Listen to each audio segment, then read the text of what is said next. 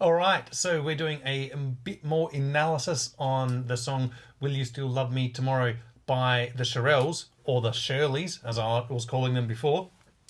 Now we're going to look at the melody and the vocals and the backing vocals.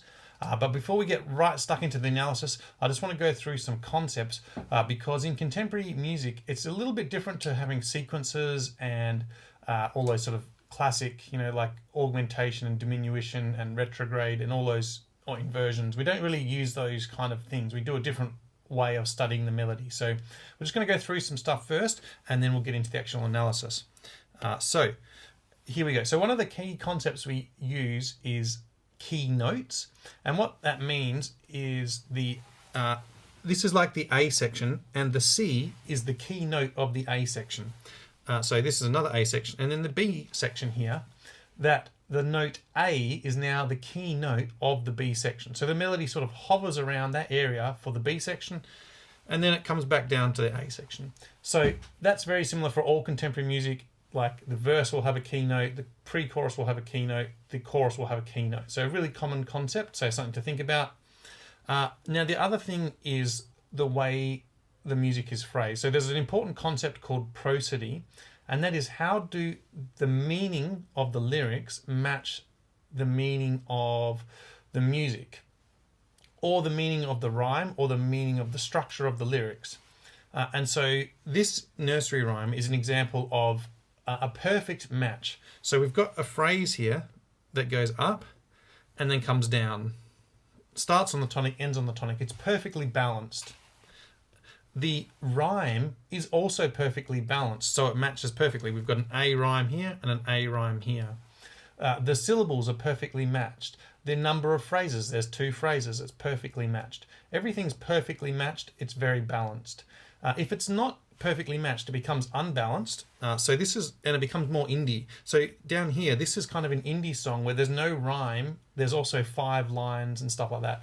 So the concept of balanced and unbalanced in prosody is really important to understand, and that determines how the melody comes across. So we'll do it with this song, and you'll kind of see what I'm talking about. So here we go. Let's get into the actual song. Okay, so the actual melody here of this song, this is the A section. So we're just going to jot it down, the 4 phrases. So the first phrase starts on the tonic and goes up a little bit. Second phrase starts on the tonic and then goes the same thing, but goes up just a little bit higher. Probably not that important, just goes up a little bit higher. Third phrase goes down a little bit. And fourth phrase starts on the tonic, goes up a little bit, and then comes back down to the tonic. So if we're analysing those being balanced and not balanced, the first 2 phrases, so these 2 here, are not balanced. And that's important because if you look at the rhyme is balanced there. So if it had matched perfectly, if the rhyme and the phrases had both been balanced, you get that nursery rhyme really cheesy kind of sound. But because they're a bit unbalanced, it pushes you forward into the rest of the song. And then interestingly for this song, the next 2 lines don't rhyme at all. So what you have on this last phrase here, on this phrase, you see the phrase comes up, down, and ends on the tonic here.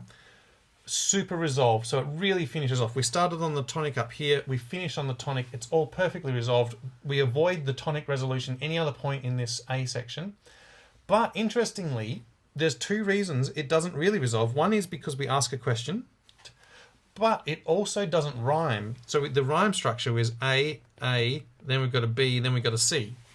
Tomorrow doesn't rhyme with anything. Because this could have been mine, for example, but will you ever love me, or will you ever be mine? And that would have rhymed with eyes, and then we would have had this really, really finished structure. But we don't.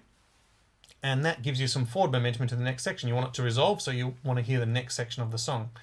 So that's kind of how I would analyse that side of the phrasing of that. Let's move on to some more specifics. Let's look at the rhythm of this melody. If you look at it straight away, it doesn't look like it's overly syncopated. So we got 1 dot dot dot dot dot dot dot dot dot.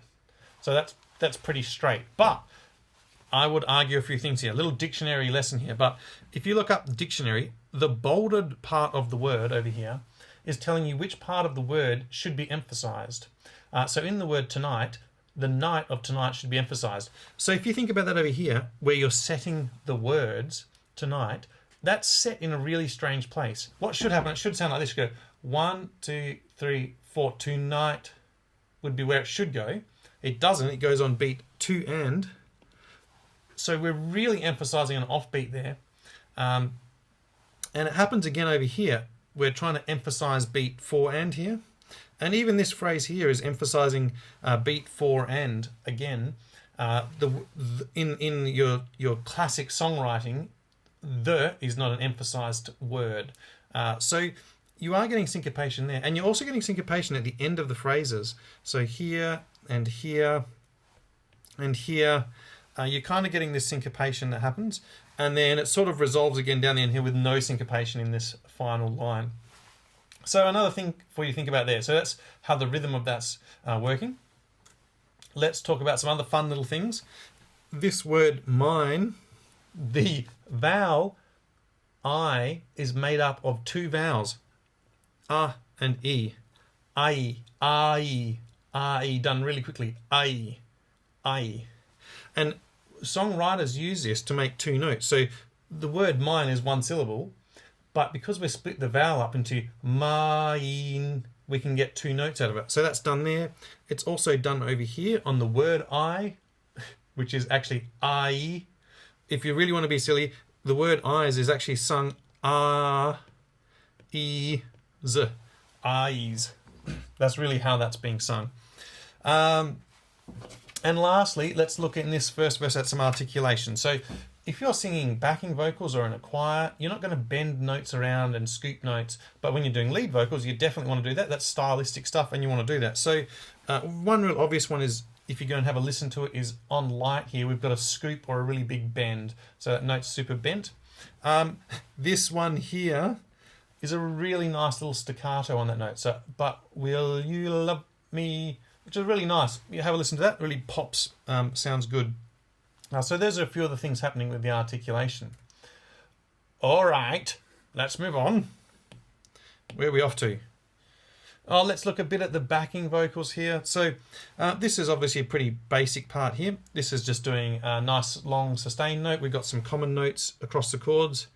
Some real classic Bach harmony there, I guess. Sustain notes. Sung by the 4 people in the Shirelles. So there's 4 singers there. I'm just going to say Shirelles. I like Shirelles so much, but I know it's not really what it's supposed to be, but we can go with Shirelles. And then with these backing harmonies, I'm guessing a bit, it's hard to hear what's going on. So I think, so this is going like this. That comes down here and starts being played across there. I think probably there is the 4th singer is probably just doing an octave higher.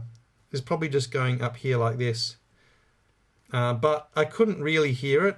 So I didn't put it in because I couldn't hear it, but I think that's probably what's happening. Something really interesting that's going on here is that we have 4 girls and the melody here is lower than the harmony, which is quite unusual. They get away with it because of the way it's mixed. So the vocals, the lead vocal is much louder than the backings.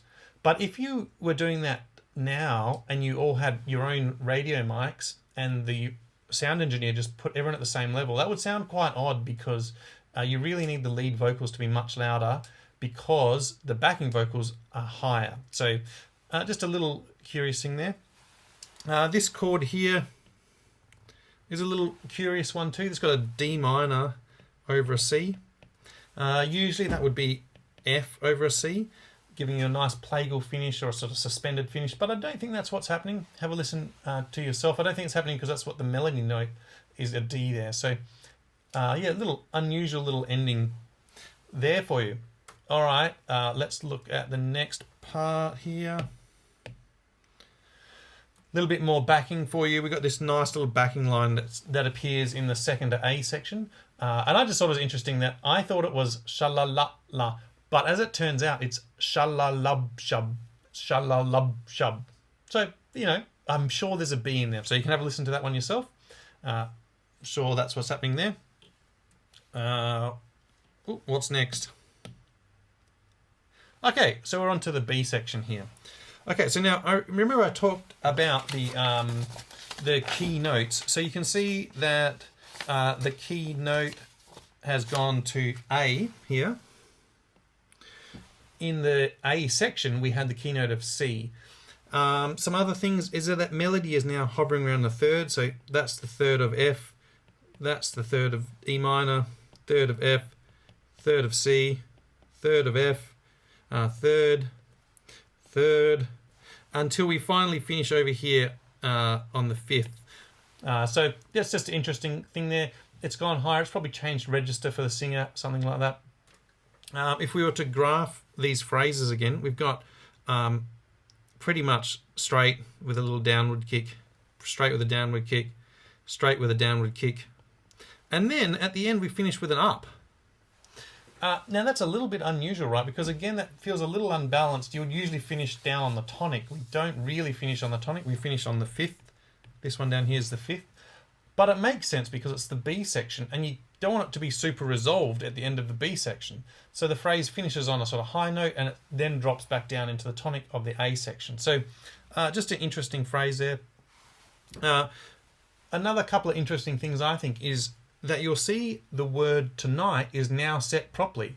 So this goes 1, 2, night, the words unspoken, 2 Ks. So that now is set correctly. And I think that makes sense because it's meant to be more confident. It's meant to be more solid. Tonight, these words, you're saying that I'm not the only one. So, it really matches the meaning of the lyrics there.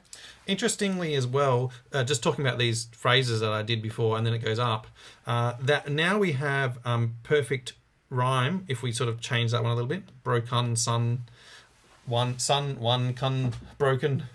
What have we got? We've got the rhyme is A, B, A, B. So just something to think about there. A few other little bit of fun things is that the word only now has 3 syllables. Onali, onali, which I thought was fun.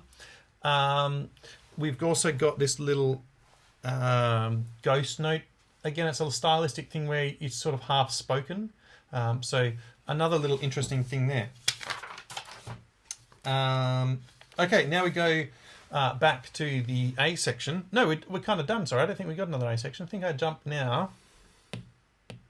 Yes, to a test question. Okay, so that's pretty much the end of the analysis of the melody. But what happens in tests and exams all the time is we get a question like this. Sat on my own chair. Describe the melody. Compare the melody. List the melody, talk about the melody, do something with the melody. And a lot of people struggle with this because it's hard to convert something that you're listening to orally into something written, or something you've seen into something you've written. So a couple of keys for you here. The first thing I would do is bring everything back to the musical elements. So the musical elements are things like scales, intervals, phrasing, dynamics, articulations, all those kind of things, and think about what applies here, and then put them in a sensible order. So I would be thinking phrasing, that's something I want to talk about, scales, intervals, rhythm, and maybe form, that kind of stuff. I don't really care about dynamics for this one.